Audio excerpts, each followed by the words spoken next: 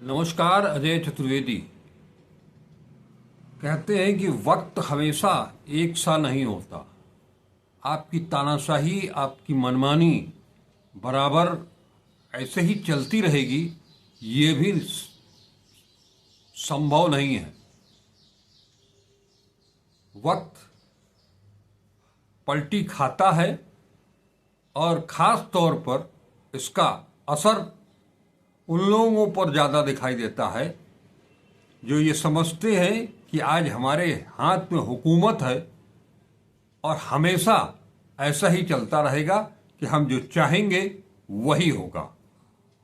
लेकिन आज supreme court ने ये बता दिया उन हुक्मरानों को कि ये कोई भी देश संविधान से चलता है, संविधान के मार्फत जो कानून है उससे कानून व्यवस्था बनी रहती है। कानून को कोई भी हाथ में नहीं ले सकता, वो चाहे कोई अपराध का मामला हो, आम आदमी हो, या कोई शासक हो, या प्रशासक यानी कि प्रशासन का कोई पुलिस का अफसर हो, या प्रशासनिक अफसर ही क्यों न हो। जी हाँ, हम बात कर रहे हैं आज सुप्रीम कोर्ट ने बुलडोजर की राजनीति पर करारा प्रहार किया है। ये तो मामला बहुत दिनों से कोर्ट में चल रहा था, लेकिन आज जस्टिस बी.आर. गवई और जस्टिस के.वी. विश्वनाथन ने एक बड़ा फैसला सुनाया है जिसका आम आदमी, इस देश का आम आदमी लंबे समय से इंतजार कर रहा था, क्योंकि वो आम आदमी, वो गरीब आदमी, वो अल्पसंख्यक, इस धरती पर आया हुआ हर प्राणी एक समान है, इंसान एक समान है। ऊपर वाले ने किसी के ऊपर ये ठप्पा लगा करके नहीं भेजा है कि इसका नीचे जो हुकूमत में बैठे हैं लोग किसी का बहिष्कार कर दें और उसके सब कुछ उसका छीन लें, तहस नहस कर दें। कानून ऊपर भी है, ऊपर वाले के पास भी, नीली छतरी वाले के पास भी, और वो जो दंड देता है उस दंड की आवाज नहीं होती। वैसे ही आज जस्टिस गवई और जस्टिस विश्वनाथन ने तल्ख टिप्पणी की है। कोर्ट ने कहा है कि आरोपी या दोषी घर नहीं गिराया जा सकता किसी का, यह किसी भी कीमत पर मंजूर नहीं है। मनमाना रवैया बर्दाश्त नहीं होगा। अफसर मनमाने तरीके से काम नहीं कर सकते। अब आपको थोड़ा डिटेल बता दें। बुलडोजर एक्शन के खिलाफ दायर की गई याचिका पर सुनवाई करते हुए सुप्रीम कोर्ट ने कहा, मुद्दा यह है कि क्या किसी अपराध के आरोपी या दोषी होने पर संपत्ति को ध्वस्त किया जा सकता है। घर केवल एक संपत्ति नहीं है, बल्कि सुरक्षा के लिए परिवार की सामूहिक उम्मीद का प्रतीक है। अदालत ने कहा कि आरोपी या दोषी का घर गिराया नहीं जा सकता। अदालत ने शुरुआत की, अपना घर हो, अपना आंगन हो, इस ख्वाब में हर कोई जीता है। इंसान के दिल की यह चाहत है कि एक घर का सपना कभी न टूटे। ऐसे में सुप्रीम कोर्ट ने साफ लफ्जों में कहा है कि इस मामले में मनमाना रवैया बर्दाश्त नहीं किया जाएगा। अधिकारी मनमाने तरीके से काम नहीं कर सकते। बगैर सुनवाई आरोपी को दोषी नहीं करार दिया जा सकता। जस्टिस गवई ने फैसला सुनाते हुए कहा, अपना घर पाने की चाहत हर दिल में होती है। हिंदी के मशहूर कवि प्रदीप ने इसे इस तरह से कहा है, घर सुरक्षा परिवार की सामूहिक उम्मीद है। क्या कार्यपालिका को किसी आरोपी व्यक्ति के परिवार की सुरक्षा छीनने की अनुमति दी जा सकती है? यह हमारे सामने एक सवाल है। कोर्ट ने कहा कि मामले का दायरा सीमित है। मुद्दा यह है कि क्या किसी अपराध के आरोपी या दोषी होने पर संपत्ति को ध्वस्त किया जा सकता है। एक घर केवल एक संपत्ति नहीं है, बल्कि सुरक्षा के लिए परिवार की सामूहिक उम्मीद का प्रतीक है। कुछ गाइडलाइंस सुप्रीम कोर्ट ने जारी की हैं। कोर्ट ने कहा है सिर्फ इसलिए घर नहीं गिराया जा सकता क्योंकि कोई व्यक्ति आरोपी है। राज्य आरोपी या दोषी के खिलाफ मनमानी कार्रवाई नहीं कर सकता। बुलडोजर एक्शन सामूहिक दंड देने की जैसा है जिसकी संविधान में अनुमति नहीं है। निष्पक्ष सुनवाई के बिना किसी को दोषी नहीं ठहराया जा सकता। कानून के शासन, कानूनी व्यवस्था में निष्पक्षता पर विचार करना होगा। कानून का शासन मनमाने विवेक की अनुमति नहीं देता है। चुनिंदा डिमोलिशन से सत्ता के दुरुपयोग का सवाल उठता है। आरोपी और यहां तक कि दोषियों को भी आपराधिक कानून में सुरक्षा दी गई है। कानून के शासन को खत्म नहीं होने दिया जा सकता। संवैधानिक लोकतंत्र में नागरिक अधिकारों और आजादी की सुरक्षा जरूरी है। अगर कार्यपालिका मनमाने तरीके से किसी नागरिक के घर को इस आधार पर ध्वस्त करती है कि उस पर किसी अपराध का आरोप है, तो यह संविधान कानून का उल्लंघन है। अधिकारियों को इस तरह के मनमाने तरीके से काम करने के लिए जिम्मेदार ठहराया जाना चाहिए। अधिकारियों को सत्ता का दुरुपयोग करने पर बख्शा नहीं जा सकता। स्थानीय कानूनों का उल्लंघन करने वाले घर को गिराने पर विचार करते वक्त यह देखना चाहिए कि न्यायपालिका कानून में क्या अनुमति है। अनधिकृत निर्माण समझौता योग्य हो सकता है या घर का केवल कुछ हिस्सा गिराया जा सकता है। अधिकारियों को यह दिखाना होगा कि संरचना अवैध है और अपराध को कम करने या केवल एक हिस्से को ध्वस्त करने की कोई संभावना नहीं है। नोटिस में बुलडोजर चलाने का कारण सुनवाई की तारीख बताना जरूरी होगा। डिजिटल पोर्टल 3 महीने के लिए बनाया जाना चाहिए, जिसमें नोटिस की जानकारी और संरचना के पास सार्वजनिक स्थान पर नोटिस प्रदर्शित करने की तारीख बताई गई हो। व्यक्तिगत सुनवाई की तारीख जरूर दी जानी चाहिए। आदेश में यह जरूर नोट किया जाना चाहिए कि बुलडोजर एक्शन की जरूरत क्यों है। केवल तभी इमारत गिराई जा सकती है जब अनधिकृत संरचना सार्वजनिक सड़क, रेलवे ट्रैक, जल निकाय पर हो। इसके साथ ही प्रक्रिया का पालन करने के बाद ही इमारत गिराई जा सकती है। केवल वे संरचनाएं ध्वस्त की जाएंगी जो अनधिकृत पाई जाएंगी और जिनका निपटान नहीं किया जा सकता। अगर अवैध तरीके से इमारत गिराई गई है तो अधिकारियों पर अवमानना की कार्रवाई की जाएगी और उन्हें हर्जाना देना होगा। अनधिकृत संरचनाओं को गिराते वक्त विस्तृत स्पॉट रिपोर्ट तैयार की जाएगी। पुलिस और अधिकारियों की मौजूदगी में तोड़फोड़ की वीडियो रिकॉर्डिंग की जाएगी। यह रिपोर्ट पोर्टल पर पब्लिश की जाएगी। अगर घर गिराने का आदेश पारित किया जाता है तो इस आदेश के खिलाफ अपील करने के लिए वक्त दिया जाना चाहिए। बिना अपील के रात भर ध्वस्तीकरण के बाद महिलाओं और बच्चों को सड़क पर देखना सुखद दृश्य नहीं है। घर के मालिक को रजिस्टर्ड डाक द्वारा नोटिस भेजा जाएगा और संरचना के बाहर चिपकाया जाएगा। नोटिस से 15 दिनों का वक्त नोटिस तामील होने के बाद है। तामील होने के बाद कलेक्टर और जिला मजिस्ट्रेट द्वारा सूचना भेजी जाएगी। कलेक्टर और डीएम न्यायपालिका भवनों के ध्वस्तीकरण आदि के प्रभारी नोडल अधिकारी नियुक्त करेंगे। प्राधिकरण व्यक्तिगत सुनवाई करेगा, रिकॉर्ड किया जाएगा और उसके बाद अंतिम आदेश पारित किया जाएगा। आदेश के 15 दिन के अंदर मालिक को अनधिकृत संरचना को ध्वस्त करने या हटाने का मौका दिया जाएगा। सभी निर्देशों का पालन किया जाना चाहिए और इन निर्देशों का पालन न करने पर अवमानना और अभियोजन की कार्रवाई की जाएगी और अधिकारियों को मुआवजे के साथ ध्वस्त संपत्ति को अपनी लागत पर वापस करने के लिए उत्तरदायी ठहराया जाएगा। सभी मुख्य सचिवों को निर्देश दिए जाने चाहिए। ये सुप्रीम कोर्ट की गाइडलाइन है। सुप्रीम कोर्ट ने कहा है कि नागरिकों के मन में डर को दूर करने के लिए हमें अनुच्छेद 142 के तहत निर्देश जारी करना जरूरी लगता है।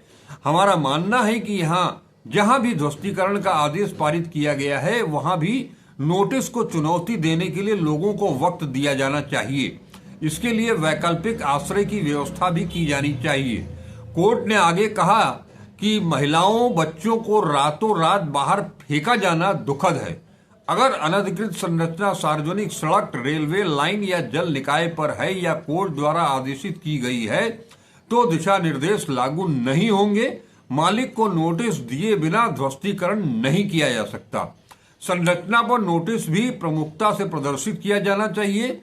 सुप्रीम कोर्ट ने कहा है कि 15 दिन की कारण बताओ नोटिस जारी की जानी चाहिए। इसके बाद नोटिस जारी होते ही कलेक्टर, जिला मजिस्ट्रेट को ऑटो जनरेटेड ईमेल भेजा जाना चाहिए जिससे बैरिकेडिंग को रोका जा सके।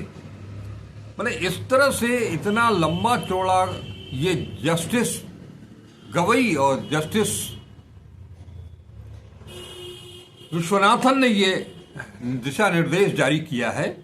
आपको ये भी बता दूं कि ये जो दिशा निर्देश जारी किए गए हैं वो कोई नए दिशा निर्देश नहीं है।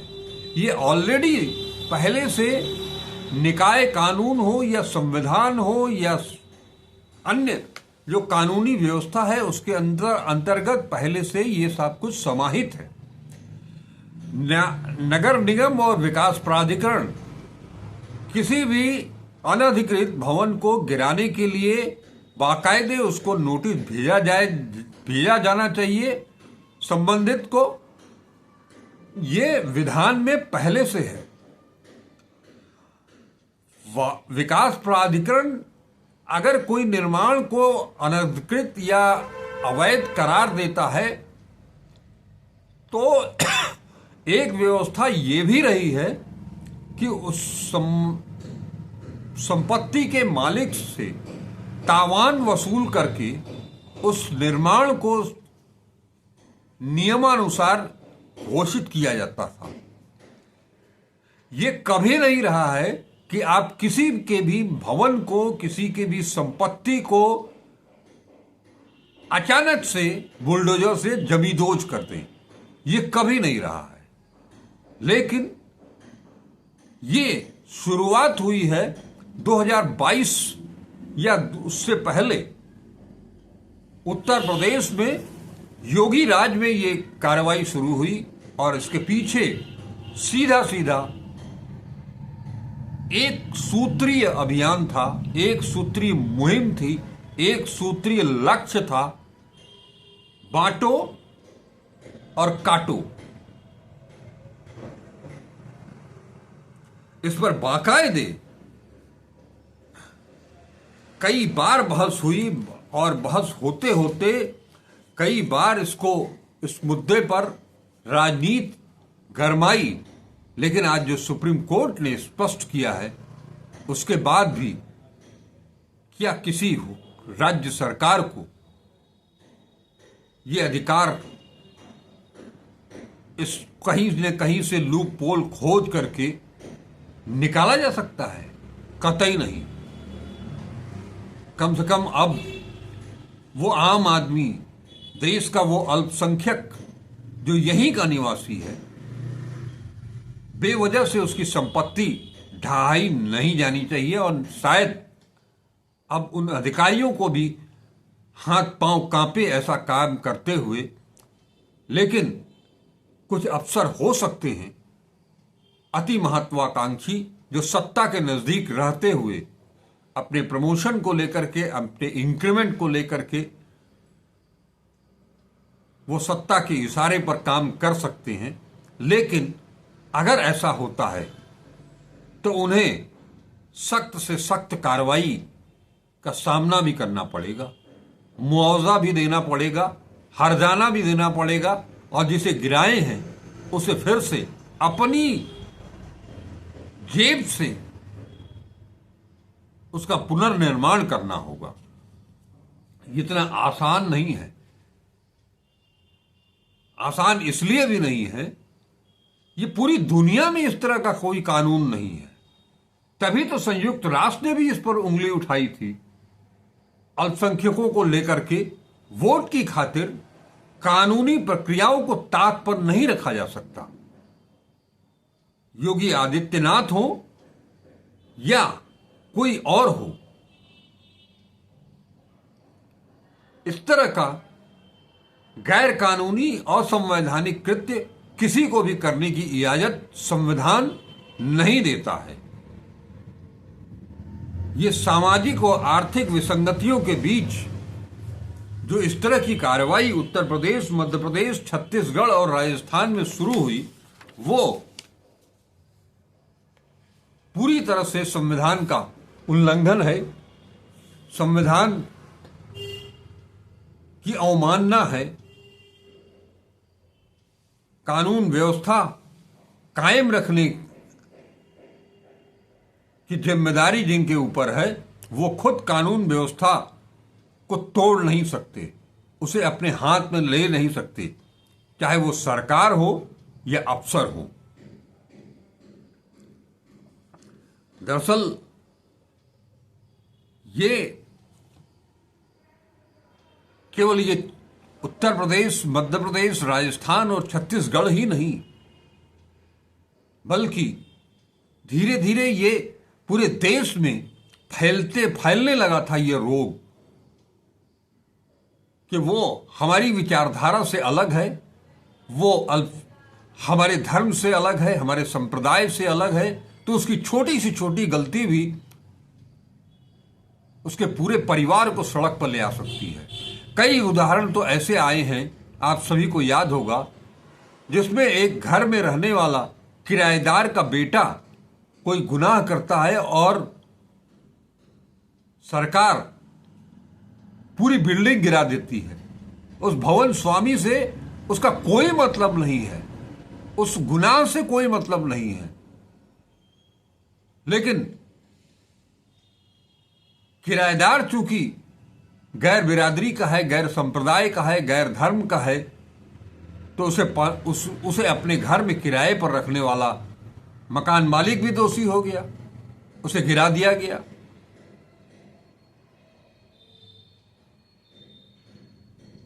ये सारी चीजें ठीक उसी तरफ इंगित करती हैं जैसे राहुल गांधी अपने भाषणों में ये कहने लगे हैं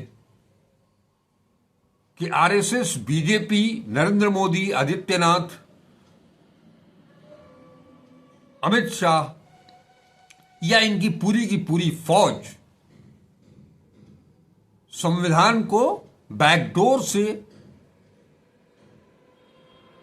आलीशान वातानुकूलित संयंत्रों के बीच बैठ करके संविधान को समाप्त करने का, नष्ट करने का, तोड़ने का, खत्म करने का की जो साजिश रच रहे हैं, वो ऐसे ही रास्तों से है। संविधान में, कानून में सारी व्यवस्थाएं पहले से हैं, उसमें कुछ भी नया जस्टिस गवई और जस्टिस विश्वनाथन ने आज नहीं सुनाया है। कोई नया कानून नहीं बनाया है। जो संवैधानिक व्यवस्थाएं हैं उन्हीं के तहत ये आज फैसला सुनाया है। लेकिन ये सरकारें, केंद्र सरकार हो या भाजपा शासित राज्य सरकारें हो, वो ये एक नजीर है संविधान को किस तरह से तोड़ा जा रहा है, किस तरह से खत्म करने की साजिश की जा रही है।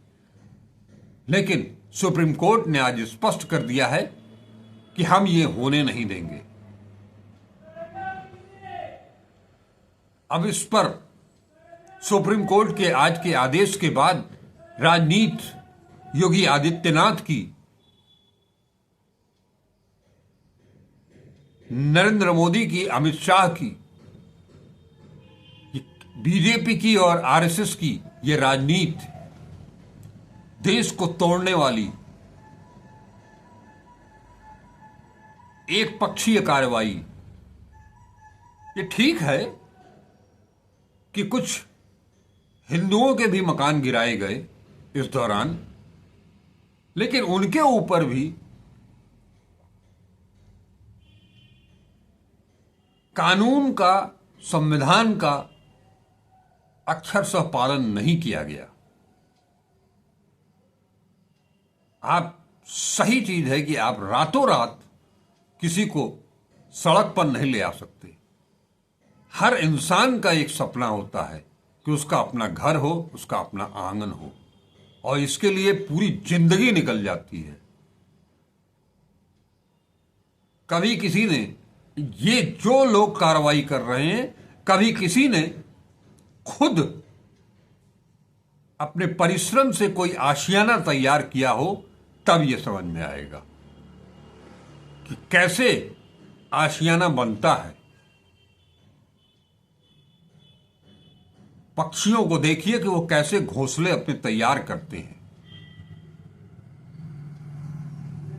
सत्ता में काबिज होकर के सिर्फ आदेश देना कि किसी को भी रातों रात सड़क पर ले आ दिया जाएगा, बहन बेटियों को, माताओं को, बुजुर्गों को।